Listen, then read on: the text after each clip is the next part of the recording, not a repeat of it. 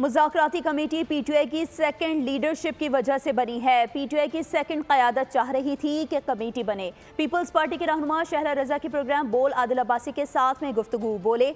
High court की पाबंदी के बावजूद संगजानी में जलसे की पेशकश की गई। पीटीआई के सोशल मीडिया ने जनाजे उठते नहीं दिखाए। पीटीआई की सेकंड लीडरशिप चाहती है कि मुज़ाकरात हों। अच्छी बात है, पीटीआई का पार्लियामेंट में रवैया तब्दील हुआ है। जो मुज़ाकरात की है, ये माने या ना माने, इनकी जो सेकंड लीडरशिप है ये उनकी वजह से कमेटी बनी है।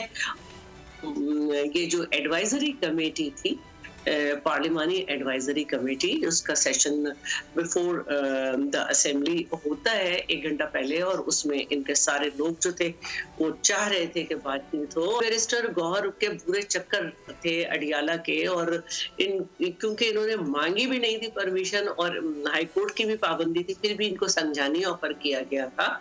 किसी ने आज तक अपने हल्के के हिसाब से लोगों जख्मियों की और शहीदों की जो कि इनका दावा है उसकी नाम भी नहीं दिए। इनके जो सेकंड लीडरशिप है। सब्सक्राइब करें और बेल दबाएं ताकि कोई खबर रह न जाए।